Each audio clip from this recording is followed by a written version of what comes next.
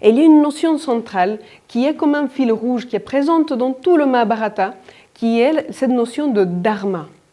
Alors, dharma est un concept philosophique en Inde qui est très intéressant. Le dharma, la loi d'action de chaque être, une sorte de devoir, une finalité, un rôle dans le monde. Donc, ce n'est pas une réponse si simple. Quel est mon dharma?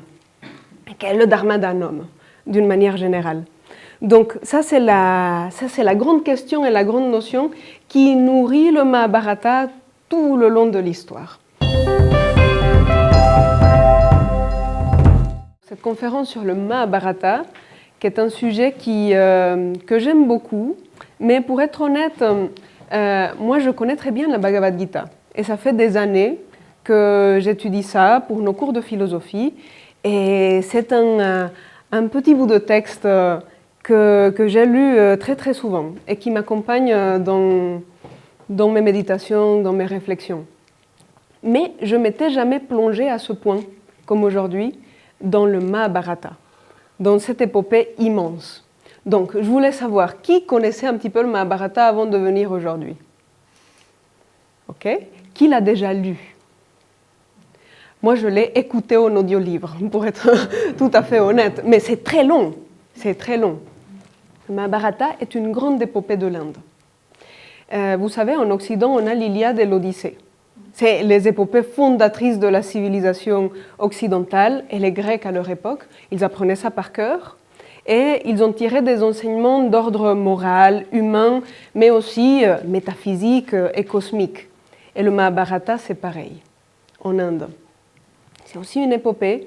Elle porte aussi un message qui est moral et humain, mais aussi métaphysique et cosmique. Donc il y a toujours différentes clés de lecture dans un texte comme ça.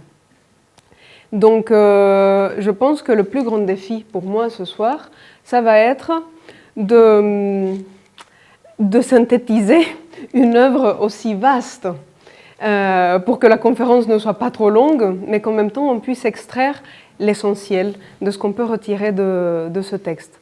Et après, bon, s'il y a des choses que vous voulez approfondir, peut-être dans les questions, ça va venir et on pourra échanger là-dessus.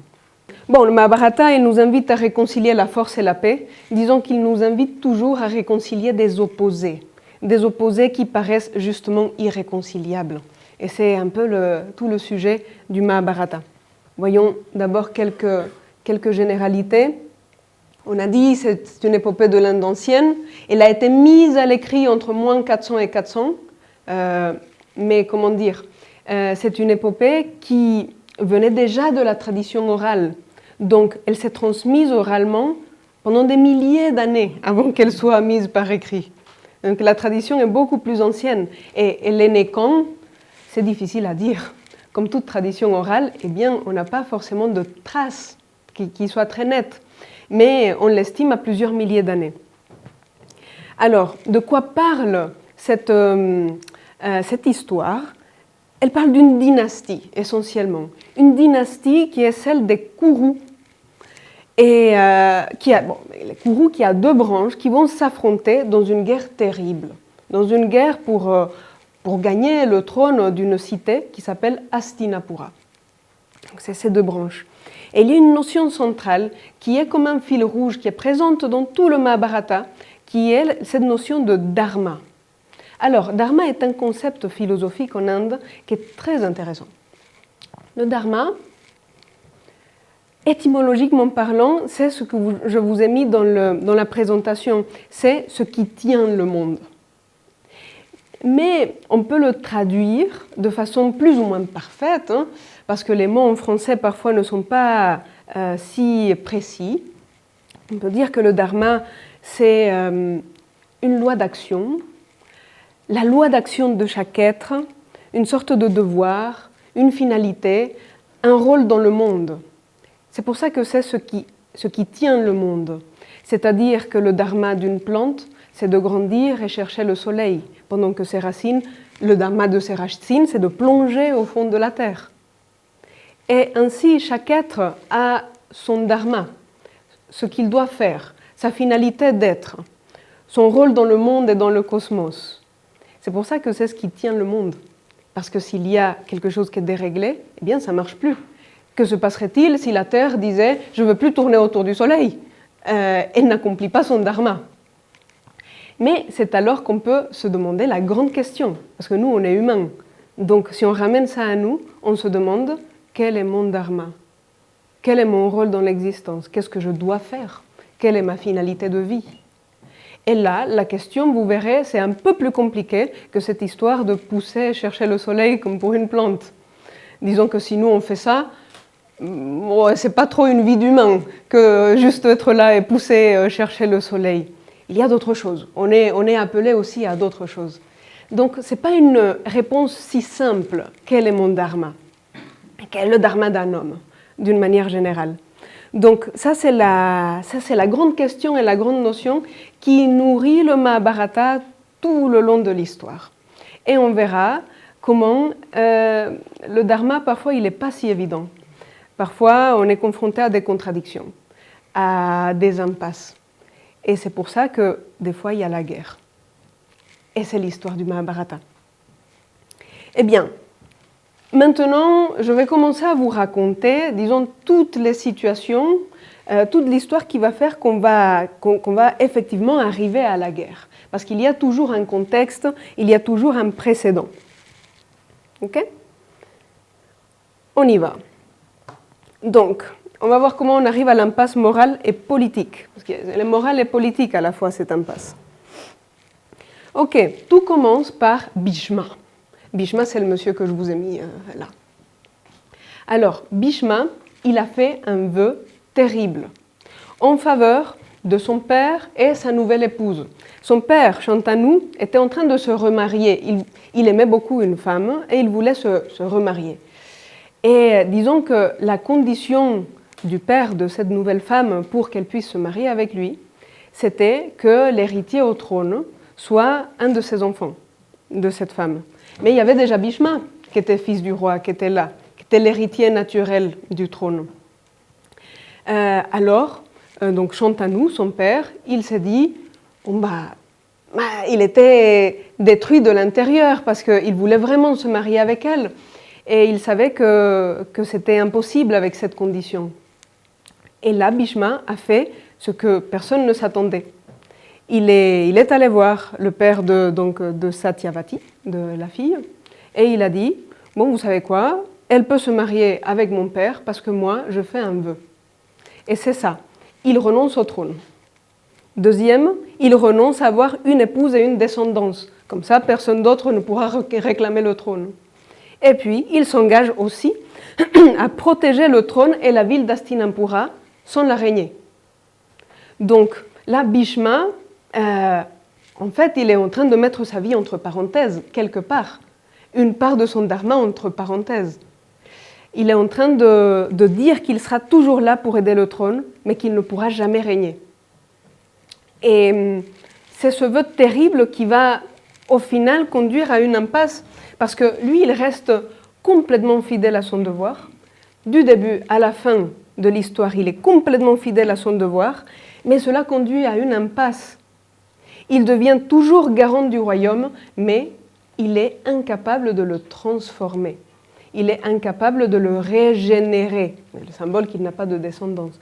Il n'est pas capable de régénérer le royaume. Donc, lui, notre cher Bhishma, est une sorte de morale, parce qu'il est très droit, il est très noble. En fait, c'est beau ce qu'il fait pour son père, quelque part. C'est beau. Et en plus, du détachement, parce qu'il ne veut pas forcément régner. Il est très droit, mais il est incapable de donner vie et que cette loi devienne vivante. Donc, le problème commence là. Alors, que se passe-t-il après ? Satyavati et Shantanu ont eu des fils.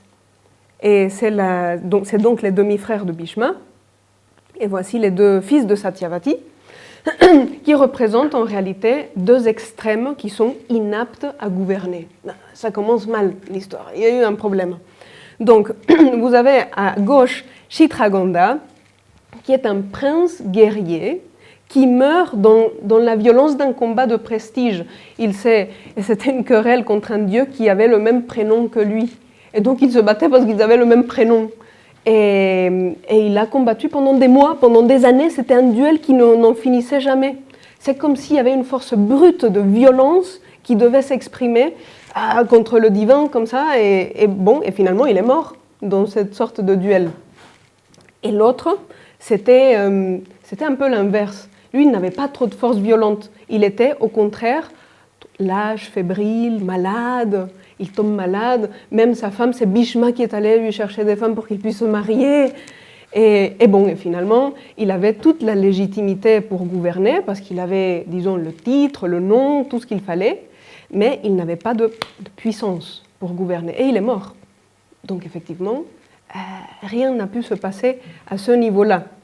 Et vous voyez déjà comment le Mahabharata nous donne déjà quelques clés de lecture. Il y a quelque chose dans les extrêmes où on n'est pas capable de gouverner, de donner vie, de conduire. Donc trop de force, trop de violence, et dans l'autre côté, trop de lâcheté, ça ne peut pas fonctionner non plus. Alors, les deux sont morts. Il restait Bhishma. Mais Bhishma a dit que lui, de toute façon, c'était mort. Il ne pouvait pas gouverner et il avait renoncé au trône. Alors, qu'est-ce qu'il va se passer? Il y a une loi en Inde qui permet à une femme d'avoir un enfant d'un autre homme que son mari, justement quand on arrive à ce genre d'impasse dynastique. Cette loi, on appelle ça le Niyoga. Donc, c'est les femmes de Vishitravirya qui vont avoir une descendance après la mort de Vishitravirya avec l'aide donc d'un autre homme qui est le fameux Vyasa. Et Vyasa, c'est un sage et c'est aussi un autre fils de Satyavati, de la reine, qui était d'une union précédente à son mariage. Et c'est ainsi qu'on a pu avoir une nouvelle génération, mais qui est née dans un monde qui est déjà cassé. Autrement dit, c'est un peu du bricolage. On a essayé de bricoler quelque chose pour que ça puisse fonctionner. Pourquoi? Pour sauver l'institution, pour sauver la dynastie, pour sauver le trône. Et quand on fait ça, il y a toujours des conséquences. Ça, c'est un grand enseignement de l'Inde.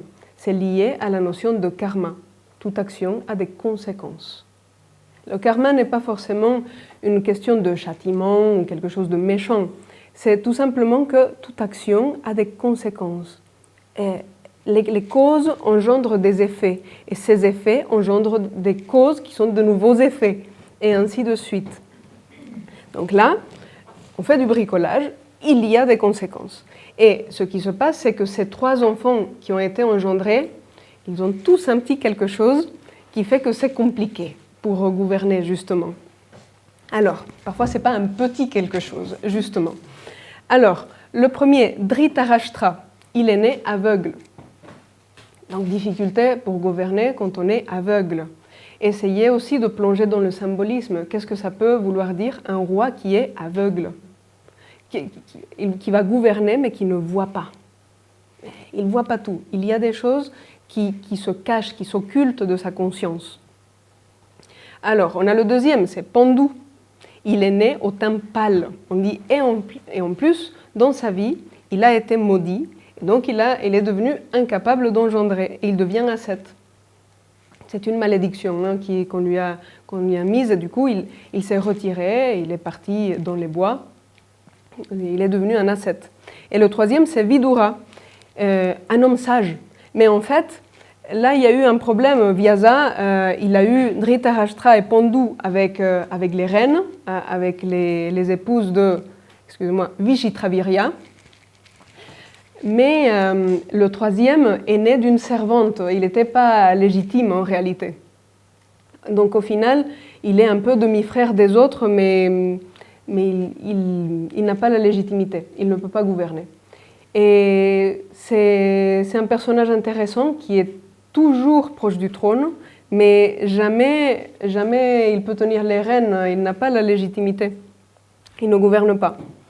Mais il est toujours là pour rappeler au roi ce qu'il faut faire, mais des fois il n'est pas écouté. Le problème c'est qu'il n'est pas écouté, trop souvent. Voilà. Donc au final, comme Pandou a dû se retirer aussi dans les bois à cause de sa malédiction, finalement c'est Dhritarashtra, l'aveugle, qui devient roi. Et c'est l'image que je vous ai mise à côté. C'est le roi aveugle qui va effectivement devenir roi.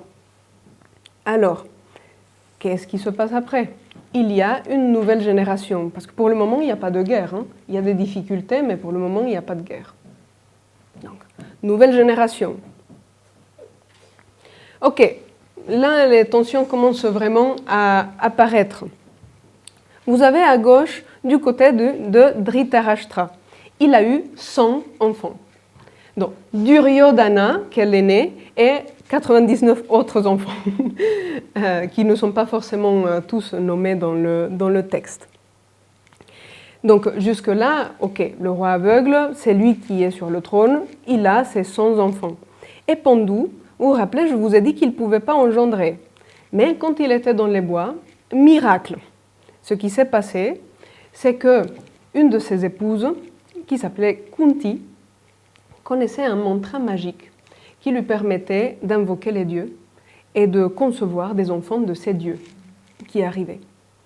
Et donc, elle a utilisé ce mantra pour concevoir donc 5 fils, qui sont un peu au nom de Pandou, parce que c'était lui l'époux officiel dans l'histoire. Donc, normalement, c'est sa descendance aussi. Et donc, nous avons Yudhishthira, qui est fils de Dharma. Dharma, c'est aussi un dieu. Vous vous doutez que ça veut dire la loi, l'ordre. Bhima, fils de Vayu, le dieu du vent. Il y a une force, quelque chose d'impétueux dans Bhima. Arjuna, qui est fils d'Indra. Indra, c'est le roi des dieux, une sorte de Zeus en Inde. C'est le roi, celui qui gouverne. Et puis, on a Nakula et Sahadeva, qui sont les fils des Ashvin, c'est des dieux jumeaux. Et donc, finalement, il y a une descendance du côté de Pandou, une descendance divine, d'hommes qui sont plutôt justes et vertueux, les Pandavas.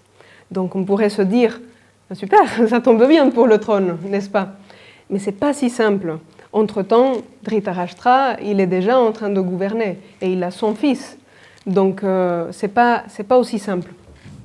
Je vous ai mis d'autres personnages sur la diapo pour qu'on commence à visualiser aussi d'autres sortes d'alliés ou de personnes qui vont jouer un rôle dans l'histoire. Et nous avons notamment Draupadi, qui est l'épouse des 5 Pandavas. Alors ça, c'est totalement inhabituel dans la culture de l'Inde, qu'une femme ait 5 époux. mais bon, dans le Mahabharata, c'est le cas. Et le symbole, c'est un peu, regardez, c'est comme une main. J'ai 5 doigts comme les 5 Pandavas. Et la paume de la main est l'union des 5. Donc, dire qu'ils ont une seule épouse, c'est souligner le fait que les 5 Pandavas forment une seule unité. Ils sont un, en réalité. Vous voyez que tout cela est rempli de symboles dans tous les sens. C'est l'unité des 5 héros, leur dignité partagée. Draupadi, mythologiquement, elle est née du feu aussi. Et c'est une forme de puissance du dharma, d'incarnation de ce dharma.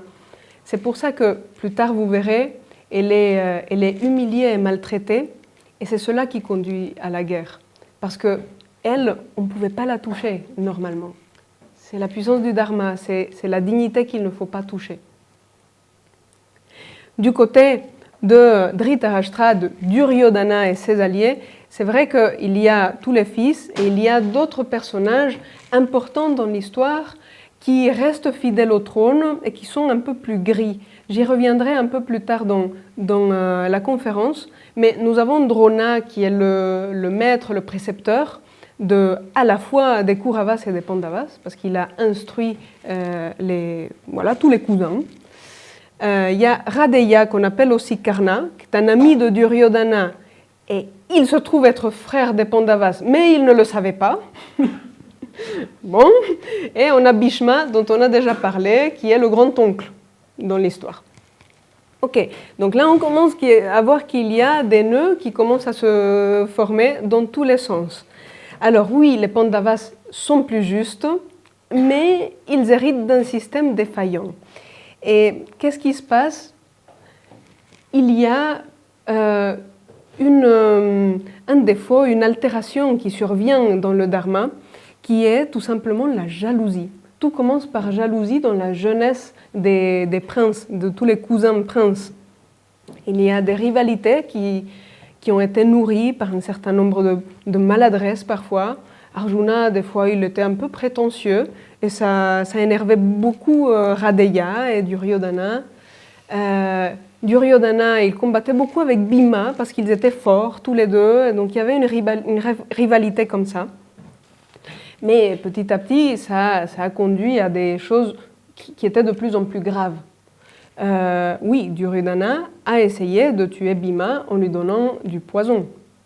Et à un autre moment, quand ils étaient un peu plus âgés, on avait envoyé les 5 Pandavas en mission à l'étranger et Duryodhana avait comploté pour que la maison où ils dormaient soit incendiée pendant la nuit, pendant leur sommeil.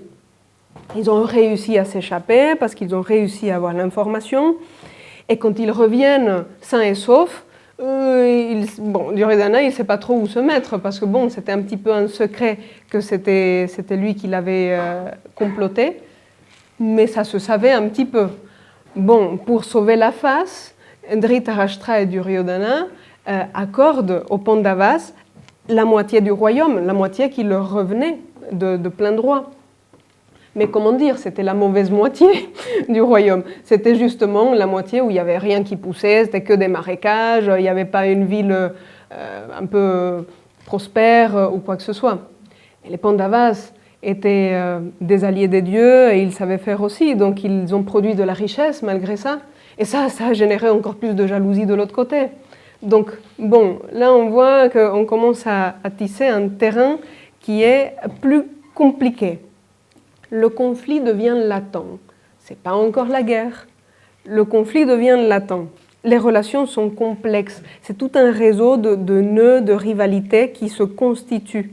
C'est ce qui m'a fait dire, quand j'ai commencé à écouter le Mahabharata, quand je suis arrivée à ce point-là, je me suis dit, la vie est un sac de nœuds. Donc, ce n'est pas une grande phrase de sagesse, mais peut-être vous avez déjà vu vous-même dans votre vie que parfois c'est un sac de nœuds, ça va dans tous les sens. Et il y a plein d'éléments, de complexité, de liens qui sont imprévisibles et qui font que parfois les choses tournent dans un sens ou dans l'autre sens. On va voir que les personnages, ils essayent d'être justes, notamment les Pandavas, mais parfois c'est pas si évident. Ils sont confrontés à de nombreuses contradictions. C'est ce sac de nœuds de contradictions qui progressivement va nous conduire à la guerre.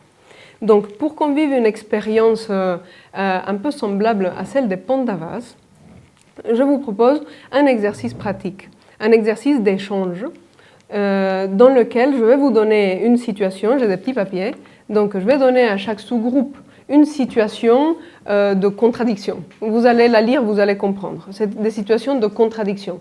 Et vous allez réfléchir dans le groupe, qu'est-ce que vous auriez fait? Et il y a aussi les questions qui sont marquées sur les fiches. Mais vous allez dire, que feriez-vous? Et après, quelle partie de vous décide? Est-ce que c'est la raison? Est-ce que c'est le cœur? Est-ce que c'est la compassion? Est-ce que c'est le devoir? Qu'est-ce qui décide en nous?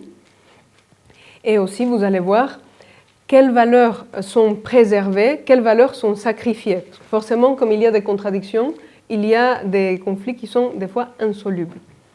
Ça va? Bon, donc vous allez travailler par groupe de 6-7, quelque chose comme ça. Très bien. C'est vrai que cette pratique, elle a pour but de nous montrer ça, c'est qu'il y a un monde de contradictions. Il y a des valeurs qui vont être en confrontation, que des fois il n'y a pas de solution simple et que même parfois quand on voit la solution, ce n'est pas suffisant. Parfois on voit pas. Parfois quand on voit, on peut avoir peur et se paralyser.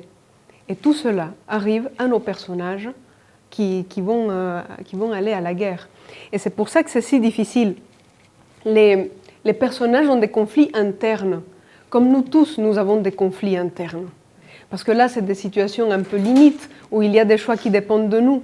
Mais pensez aussi à ces situations un peu plus courantes de la vie, dans lesquelles vous êtes confrontés à une contradiction.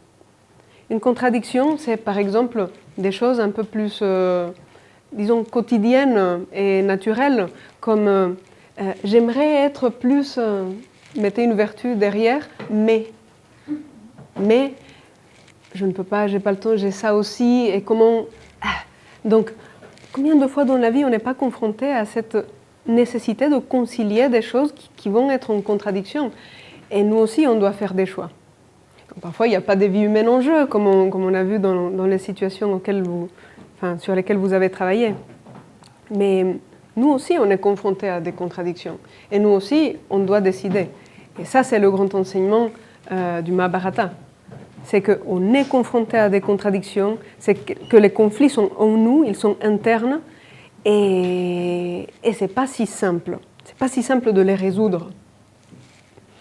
C'est là qu'on commence à rentrer dans l'histoire et on voit que le Mahabharata, il y a toujours plusieurs clés de lecture. Et c'est sûr qu'on peut avoir cette clé de lecture très historique, dynastique, par rapport au Mahabharata, mais c'est aussi un miroir de l'être humain, c'est un miroir de conflits internes.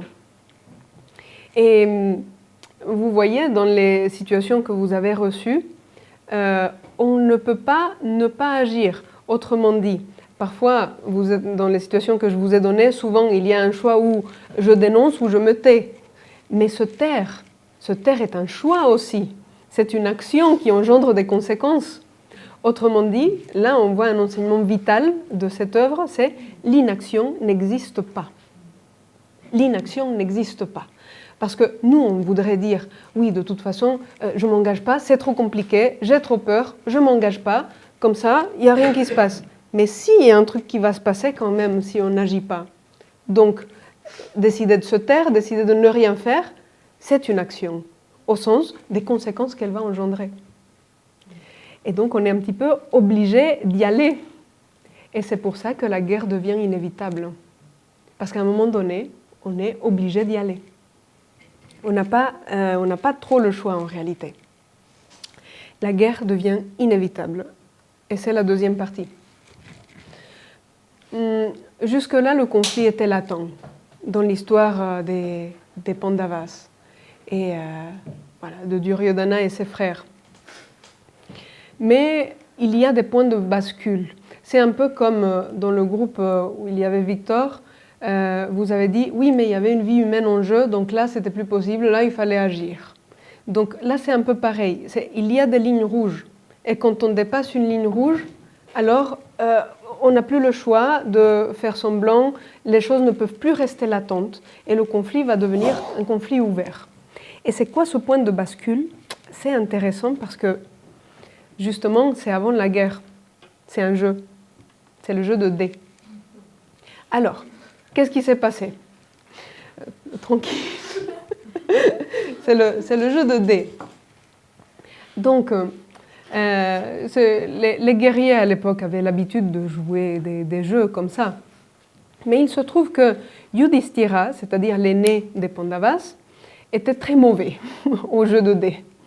Et de l'autre côté, Duryodhana et son oncle qui s'appelait Sakuni étaient très bons au jeu de dés. Et ce qu'ils ont fait, c'est qu'ils ont invité les Pandavas chez eux, et là, ils ont défié Yudhishthira à un jeu de dés. Et la loi dit qu'un guerrier ne peut pas refuser un défi de jeu de dés. Donc il a été un petit peu entraîné dans ce jeu qu'il ne voulait pas forcément.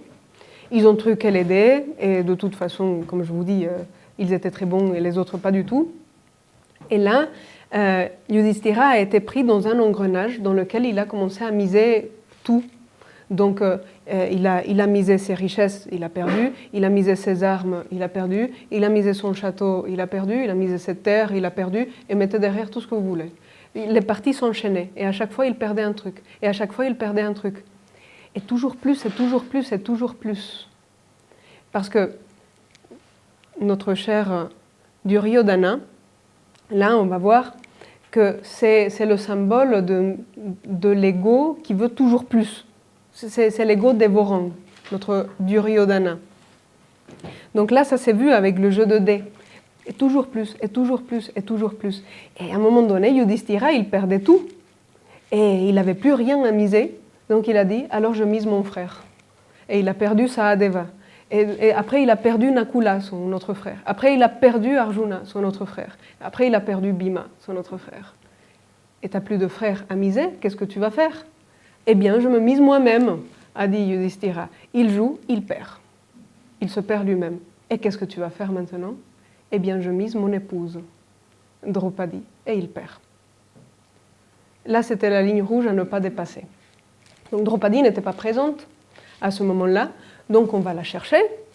On va la chercher en lui expliquant que désormais elle est esclave de Dhritarashtra et de tout le monde, de Duryodhana et des autres. Elle est traînée dans la cour, maltraitée de cette manière. Comme elle opposait une résistance parce qu'elle était fière, elle ne voulait pas céder si facilement.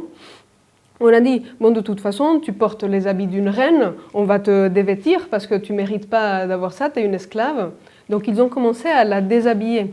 Alors, elle s'en est remise aux dieux, et les dieux ont fait en sorte que sa robe est devenue infinie. Donc il tirait la robe, et ça n'en finissait jamais. Et bon, c'est comme ça elle s'est sauvée de l'humiliation, mais l'humiliation était déjà faite. La ligne était déjà franchie de toute façon. Donc le problème là, c'est que dans le jeu de dés, tout était légal. Tout s'est passé selon les règles. Le dharma est respecté intérieurement, mais à l'intérieur, il n'y a rien qui va. Dans l'esprit des lois, il n'y a rien qui va. Et toutes les lois avaient été respectées. Donc, en fait, on devait obéir la loi. Et c'est ça qui est arrivé à Yudhishthira quand il a joué. C'est que lui, il respectait la loi, donc il continuait parce qu'il fallait suivre la loi.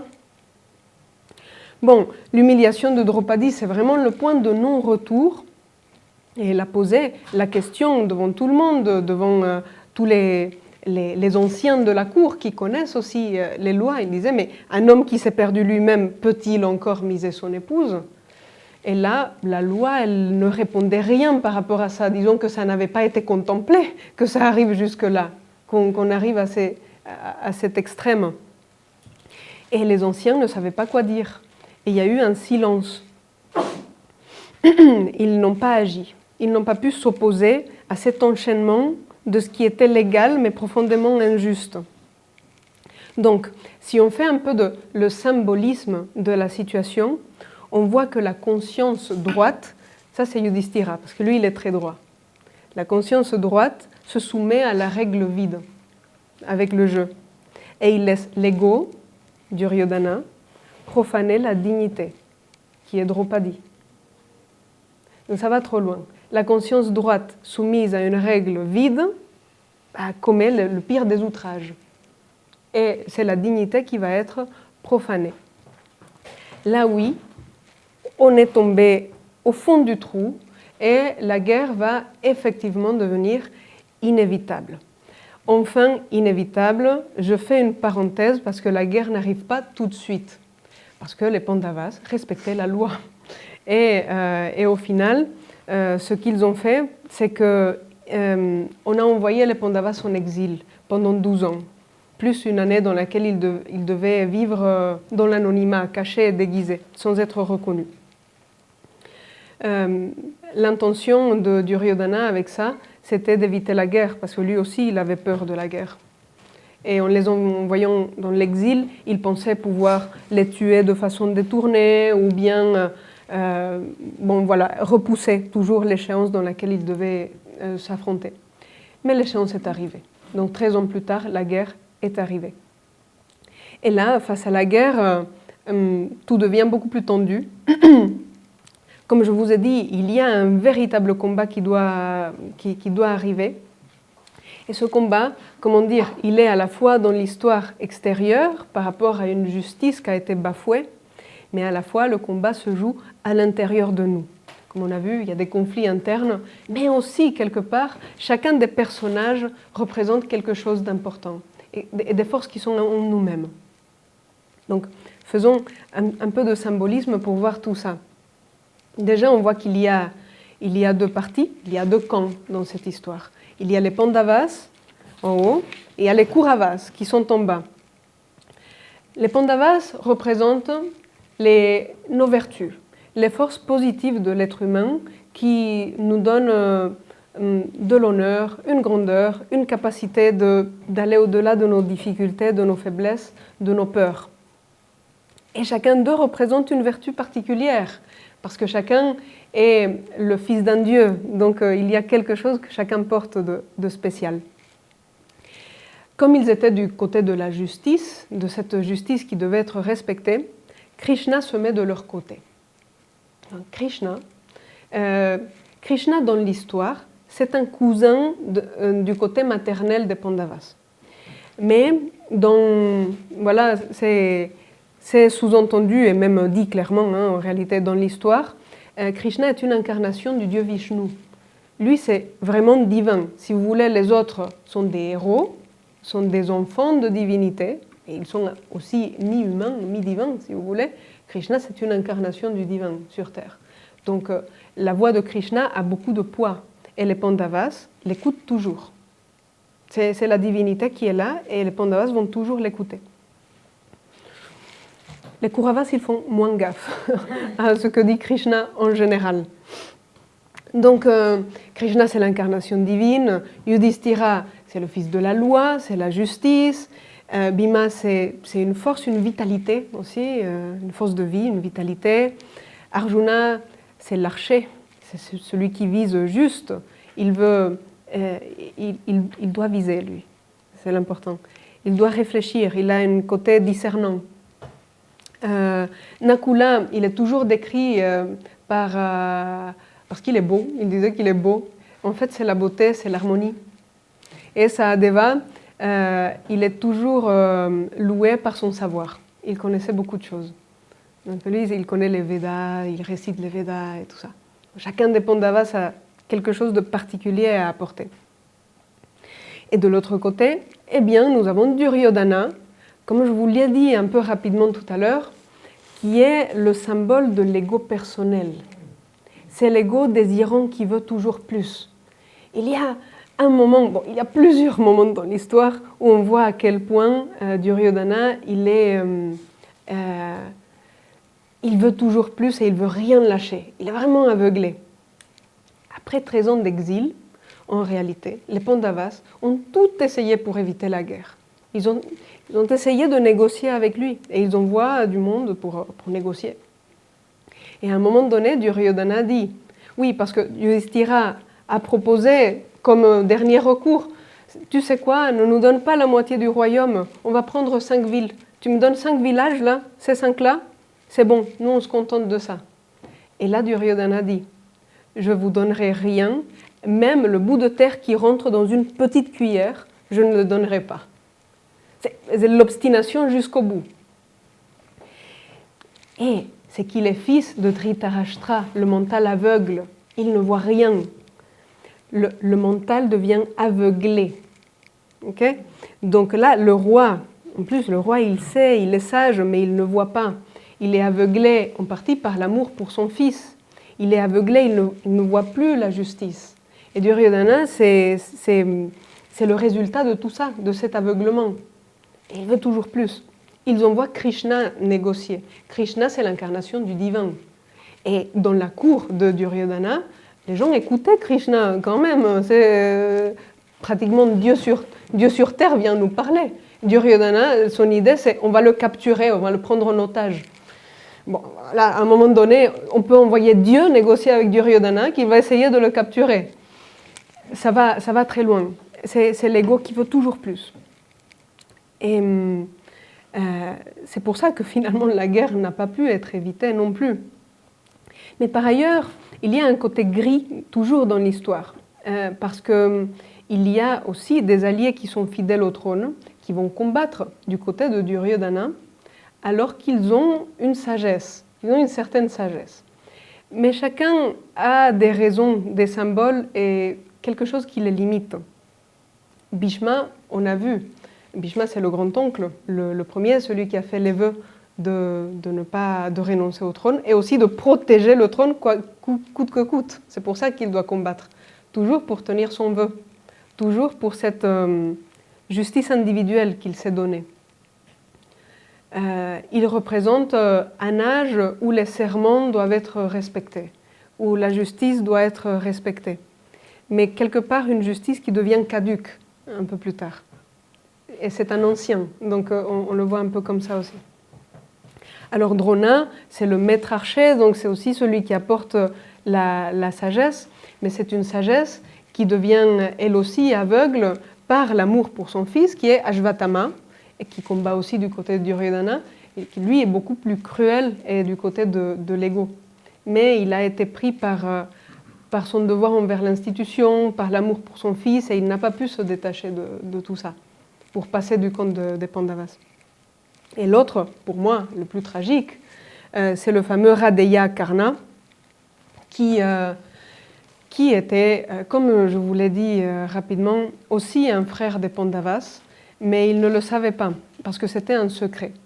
Parce que c'était un fils de la mère des Pandavas avant son mariage. Donc c'est un fils qui avait été abandonné pour pas qu'on sache qu'il existait. Ça aurait été mal vu à l'époque. Et lui le découvre juste avant la bataille. Il découvre juste avant la bataille qu'il est frère des gars qu'il va devoir aller combattre. Mais entre-temps, il était très ami de Duryodhana, qui est le seul qui avait reconnu, qui lui avait donné un peu d'amour et de reconnaissance. Parce que comme il a été abandonné, il avait grandi dans une famille humble d'une caste inférieure, et tout le monde l'avait méprisé, y compris les Pandavas, dans leur jeunesse. Parce qu'eux aussi, même si c'est des héros, ils ont des défauts.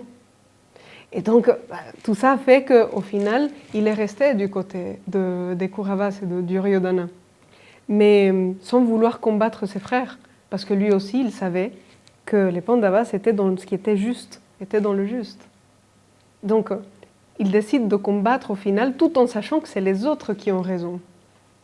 Et s'il passait du côté des Pandavas, en plus, il aurait gouverné avec les autres, il était un frère, en plus l'aîné. C'était lui le roi. Bon, c'est des situations tragiques, c'est pire que les situations que je vous ai données. Lui, il va aller à la guerre, il va devoir combattre. C'est comme ça que se forment les camps.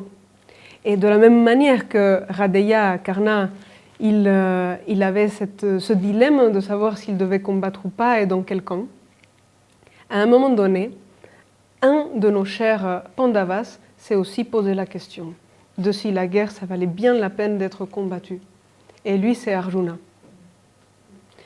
Arjuna était le grand archer et il avait cet honneur de pouvoir être conduit par Krishna.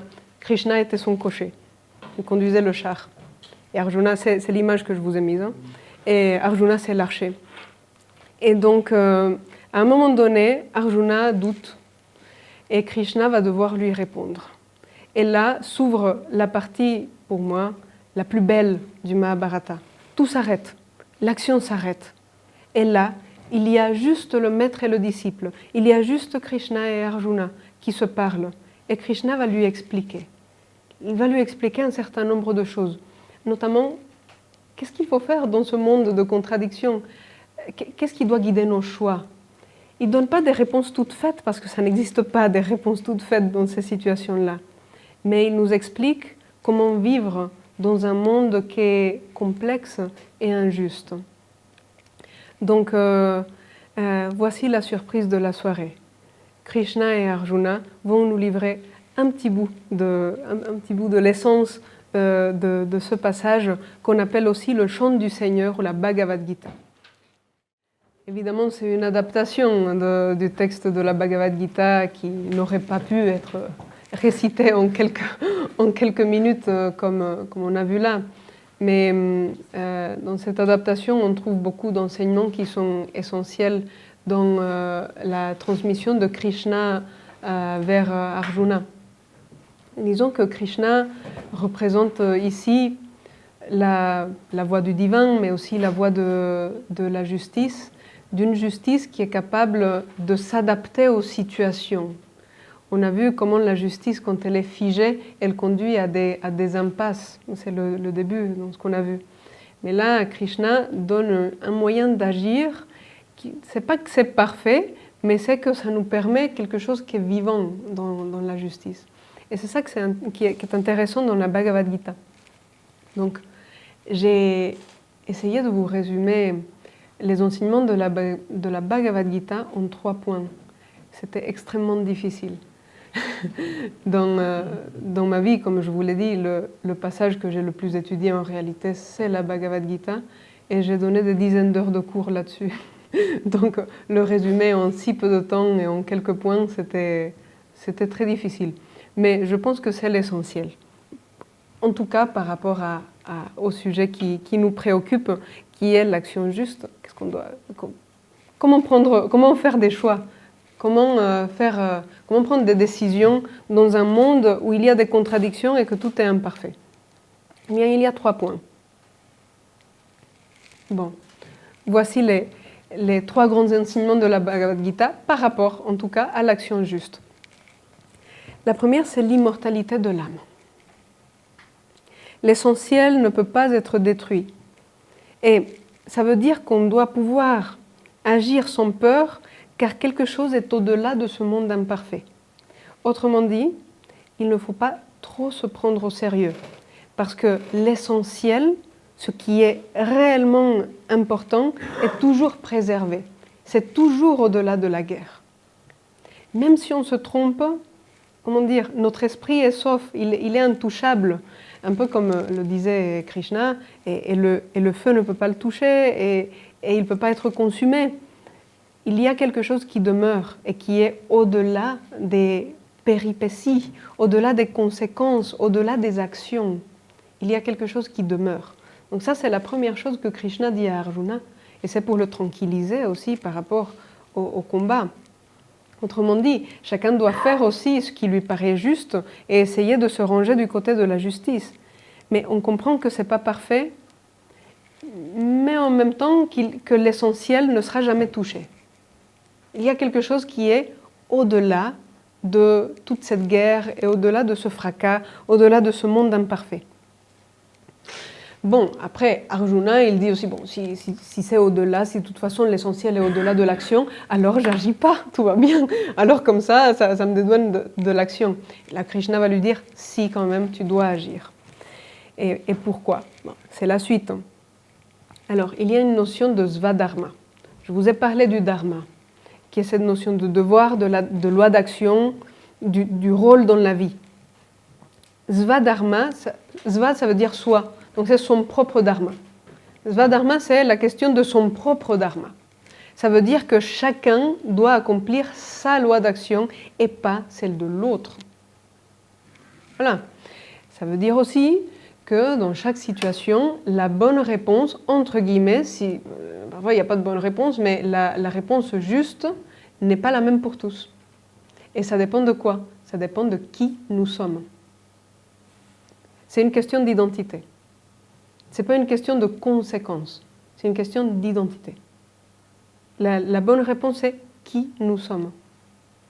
Ça pousse à des grandes questions philosophiques parce que ça veut dire qui suis-je? Et ça, c'est la question philosophique qu'on s'est posée depuis la nuit des temps.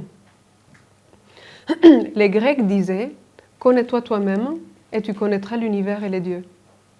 C'était une façon de dire « En se connaissant nous-mêmes, quelque part, on s'approprie une part du dharma et on s'intègre dans l'univers ».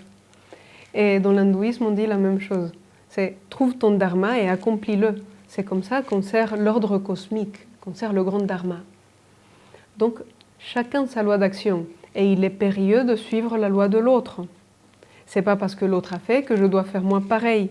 Parce que peut-être qu'on n'a pas la même finalité. On n'a pas les mêmes besoins de l'âme ou autre chose. Ça touche à des choses profondes dans l'être humain. Et finalement, il y a la question du karma yoga, où Krishna lui dit beaucoup détache-toi de l'action, il faut renoncer au résultat de l'action et tout ça. C'est agir sans attachement au résultat et pourtant rester pleinement engagé dans l'action.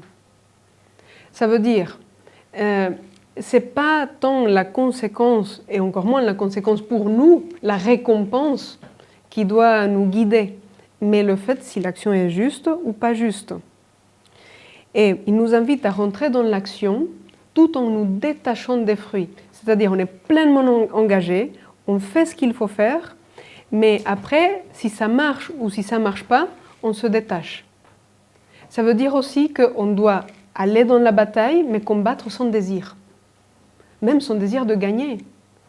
Et même si notre cause est juste, c'est de nous détacher de cette avidité, de vouloir en retirer quelque chose, toujours. Et comme ça, explique Krishna, tout en agissant, l'homme se libère. Parce que l'idée est que quand on agit quelque part, on est enchaîné, parce que quand on agit, on génère des conséquences, positives ou négatives, mais bon, on engendre des conséquences, et les conséquences nous enchaînent dans l'action. Donc comment se détacher dans l'action tout en agissant? Eh bien, dit Krishna, on peut se détacher de l'action tout en restant dans l'action, en se détachant des fruits de l'action. Bon, après peut-être, dans la tradition de l'Inde, y a-t-il une autre solution? C'est de partir, de renoncer au monde, de partir, de devenir un ascète ou quelque chose comme ça. Mais il me semble que pour des citoyens occidentaux normaux du XXIe siècle, c'est très intéressant cette clé de se dire, tout en restant dans l'action, on peut se libérer de l'action, et la condition, c'est de se détacher de toute forme de désir, d'attachement par rapport au résultat de l'action.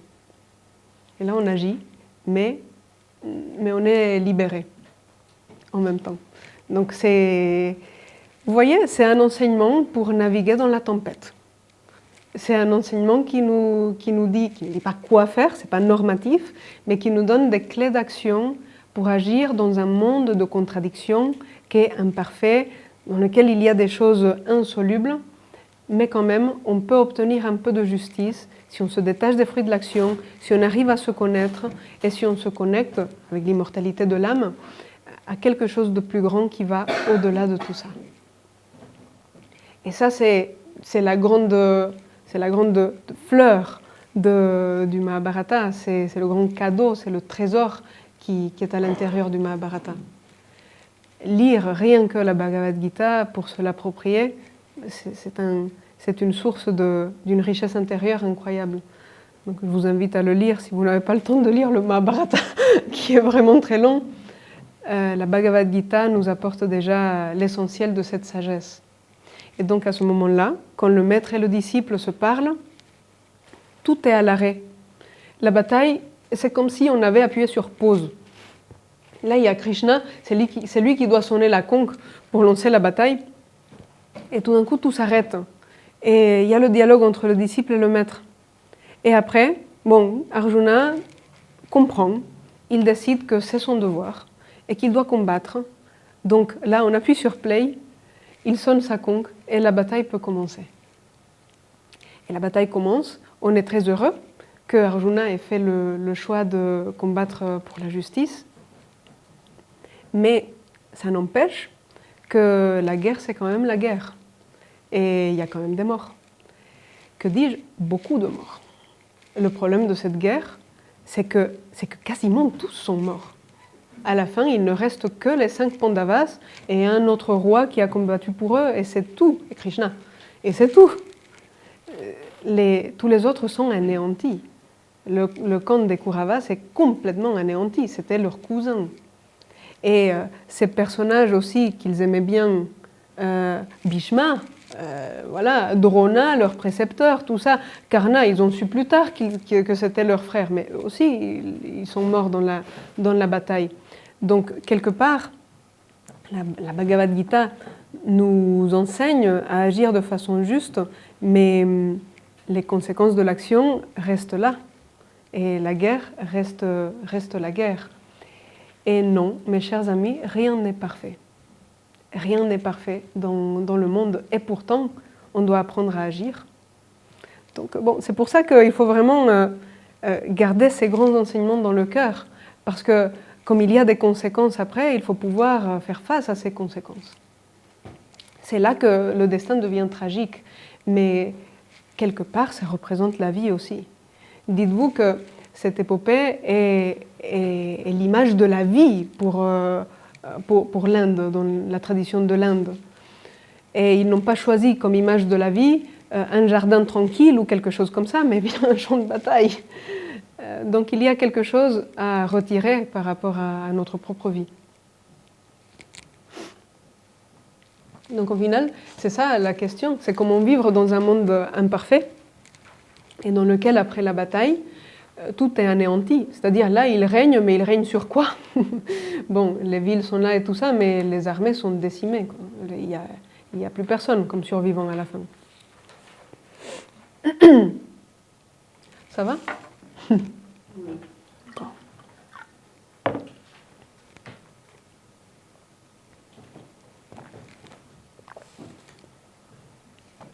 Ok, la première chose, c'est accepter la souffrance.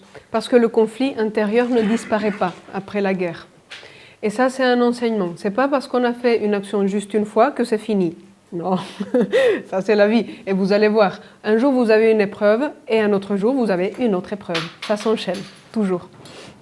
Donc on le voit dans l'histoire, dans le désarroi de Yudhishthira. Yudhishthira, pour rappel, c'est l'aîné des Pandavas. C'est celui qui va gouverner au final. Donc il est profondément triste à la fin.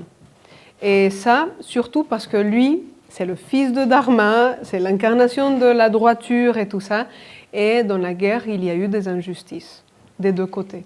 Et parfois, il y a eu des petites triches, je dirais, du côté des Pandavas, à des moments où sinon, sinon le mal allait gagner. Donc parfois, il y a eu des coups un peu tordus pour pouvoir aussi surmonter tout ça. Et oui, même l'action juste n'est pas parfaitement juste. L'action juste n'est pas parfaitement juste dans ce bas monde. Il y a aussi un épisode qui survient après la Bhagavad Gita où il y a les pleurs inconsolables des femmes. Parce que bon, avec la guerre, il y avait tous les guerriers qui combattaient, mais après, il y a les mères et les épouses, les filles qui sont arrivées. Et la souffrance est bien réelle. Et les Pandavas s'en veulent, ils s'excusent avec tout le monde. Pourtant, ils ont combattu pour la justice et pour l'ordre du monde. Donc, c'était profondément juste. Mais ils devaient quand même s'excuser auprès de la mère des Kauravas qui a perdu ses 100 fils dans la même guerre. Et même le principe divin Krishna doit accepter le karma de ses actes. Dans l'image, ce que j'ai voulu montrer, c'est la reine des Kauravas qui a les yeux bandés. Parce qu'elle avait fait le vœu, comme elle était l'épouse du roi aveugle, elle s'est bandé les yeux pour le reste de sa vie pour être comme son mari. Bon, c'est pour ça qu'elle portait le bandeau toujours sur ses yeux. Et à la fin, elle maudit Krishna. Et il dit que sa lignée doit disparaître. Et c'est ce qui s'est passé après. La lignée physique de Krishna disparaît à ce moment-là. Le karma est bien présent. C'est quand on fait une action, oui, il y a des conséquences. Et parfois, ces conséquences, oui, sont douloureuses, très douloureuses. Mais c'est là aussi que, dans le Mahabharata, on peut faire une lecture qui dépasse aussi uniquement la dimension humaine, qui passe aussi dans une dimension plus cosmique. C'est que le divin se retire. Quelque part, c'est la fin d'un monde. Cette guerre est la fin d'un monde. Et c'est explicité dans les dialogues de certains personnages, notamment de Krishna, qui expliquent ce qui est en train de se passer. C'est la fin d'une ère, c'est la fin d'un âge. C'est la fin du monde des héros et le début du monde des humains. En plus, tous les héros ont été tués dans la bataille. Les alliés des Pandavas qui restaient ont été tués par le seul Kauravas qui restait de l'autre côté, dans une vengeance cruelle en plein milieu de la nuit quand tout le monde était désarmé. Donc c'était aussi horrible. Donc, voilà. Je l'ai écouté, moi j'avais envie de pleurer la moitié du truc, c'était trop horrible.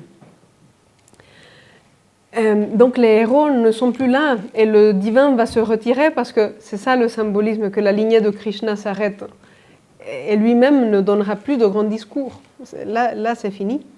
Quelque part, les hommes sont livrés à eux-mêmes. Et c'est un nouvel âge qui commence, une nouvelle ère plus difficile. Plus difficile, parce que les héros ne sont plus là, parce que le divin n'est plus là. Et désormais, c'est les humains qui doivent gouverner et décider quoi faire. C'est ce qu'on appelle en Inde le Kali Yuga. Les yugas sont les grands âges dans l'histoire de l'Inde. C'est des grands âges des ères cosmiques de l'hindouisme. Et la caractéristique de cet enchaînement de yugas, c'est que le dharma devient de moins en moins clair à chaque fois. Dans les autres yugas, c'est-à-dire avant le Kali Yuga, la loi est incarnée par les dieux, par les rois justes qui gouvernent, par les héros. Dans le Kali Yuga, ce n'est plus le cas. Les hommes vont être livrés à eux-mêmes. Si vous voulez, c'est une dégradation de la clarté du dharma dans le monde. Imaginez-vous que le dharma est une route. Et c'est une route parce qu'on veut parvenir à une destination. Alors, dans le premier âge, dans l'âge d'or si vous voulez, dans le premier âge, le dharma est très clair. La route est ouverte, dégagée, on voit tout, on sait où aller, on y va. Même pas besoin d'indication, elle est claire. Il faut juste suivre la route, tout va bien. Dans le deuxième âge, c'est comme si on avait une route, mais tout n'est pas clair. Par contre, il y a des panneaux. Donc on ne sait pas trop où aller, mais il y a un panneau, on tourne à droite, on tourne à gauche, on va arriver à destination. On peut faire confiance aux panneaux. Dans le troisième âge, il y a une route, il y a des panneaux, mais les panneaux, parfois, ils se contredisent. On dit, il y a ça, mais il y a ça. Bon, il faut trancher quand même par où on va aller, je ne sais pas trop. Et dans le Kali Yuga, le quatrième âge, c'est comme si c'était la même route, mais les panneaux se contredisent. Il pleut, il y a du brouillard, il y a de la neige, ça glisse, les panneaux sont déchirés, remis à l'envers, enfin voilà, tout ça. Et c'est pour ça que ce n'est pas clair. Donc, il n'y a plus les dieux qui font que tout est très clair. Il n'y a plus les rois justes qui vont faire des lois, c'est les panneaux, hein, qui vont faire les lois, les rites, qui vont faire que tout est balisé. À défaut d'être clair, c'est balisé. Il n'y a plus les héros pour établir la justice à chaque instant. Donc, c'est qui doit se prendre en charge? C'est les humains. Il ne reste plus que ça, c'est les humains. C'est que le monde d'avant est allé trop loin, trop d'abus de pouvoir. Les serments sont manipulés, avec le jeu de dés, hein, la loi est manipulée. La loi est utilisée contre la justice. Il y a confusion morale. Eh bien, si les humains sont livrés à eux-mêmes, alors ça veut dire que c'est de notre responsabilité maintenant. Ça veut dire qu'on ne peut plus attendre que la solution nous soit donnée par un principe autre que nous-mêmes. Et là, on retrouve aussi la beauté de la Bhagavad Gita. Parce que la sagesse de la Bhagavad Gita n'est pas une justice normative qui nous dit quoi faire à chaque instant. Elle nous donne des clés d'action pour qu'on trouve la réponse par nous-mêmes. Parce que c'est chaque humain maintenant, désormais, qui doit trouver la réponse. Et c'est ça le Kali Yuga. Et selon la tradition de l'Inde, nous sommes en Kali Yuga. Depuis la fin du Mahabharata, nous sommes en plein Kali Yuga. Et la disparition de Krishna. Donc là, il y a un passage très beau dans lequel Yudhishthira, le roi des Pandavas, il est profondément triste, il ne sait plus quoi faire. Et dans ce cas-là, il va aller voir Bhishma. Bhishma qui était sur son lit de mort, mais qui pouvait encore parler. Je peux après vous expliquer pourquoi il a survécu encore quelques instants pour pouvoir enseigner une dernière fois Yudhishthira. Mais Yudhishthira s'adresse à lui parce que il voulait savoir comment être un bon roi dans un monde déchiré. Et Bhishma lui donne quelques conseils. Il dit que le roi doit protéger, même lorsqu'il ne peut pas rendre le monde parfaitement juste. Son rôle, c'est de protéger. Il y a une question de protection. Que dans des temps de crise, la compassion est plus importante que la rigidité. Et c'est lui qui parle, Bhishma, qui a toujours tenu son engagement de façon assez ferme, voire rigide, voire figée. Mais il sait, lui aussi, que cette morale, elle fait partie des autres yugas, où les serments pouvaient tenir. Mais là, ce n'est plus le cas, il faut plus d'adaptation. Donc, voilà, la compassion vaut plus que la rigidité. Et aussi, il lui dit, parce que Yudhishthira était prêt à tout, voilà, à partir dans les bois et à renoncer au trône, tellement il était triste, profondément triste à l'intérieur, c'est que refuser de régner ou gouverner son courage moral, c'est laisser encore plus le Kali Yuga s'installer. Et un pouvoir juste, même quand il est imparfait, il peut remédier à certaines choses, il peut retenir une partie de la chute. Ça veut dire que notre justice humaine est là quand même de la valeur.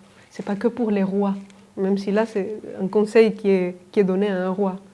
Mais c'est pour nous aussi. C'est que même un peu de cette justice elle apporte quelque chose de positif en plein Kali Yuga et qu'on n'est pas obligé de tout laisser sombrer dans la pire des obscurités, alors que nous, on peut porter un peu de justice et que c'est de notre responsabilité. Je dis ça pour pas qu'on sorte tous en dépression de cette conférence, mais au contraire qu'on sorte avec un appel à la responsabilité, même si je sais qu'il y a un côté tragique dans ce que je suis en train de raconter. Quelque part, voyons-le comme ça si vous voulez, c'est un symbole qui moi m'a aidé. Le Kali Yuga, c'est un peu l'âge adulte de l'humanité.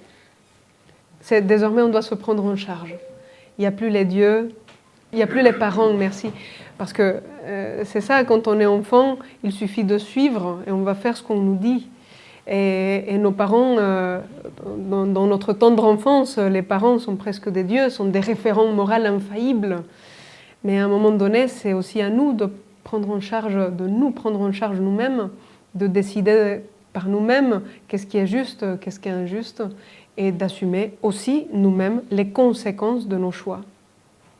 Conséquences qu'on a vues, même quand on est juste, peuvent être désastreuses. Et voilà, c'est pas parce qu'on souffre que ce qu'on a fait n'était pas juste. Attention. Non, non. Parfois, c'est aussi quelque chose à accepter.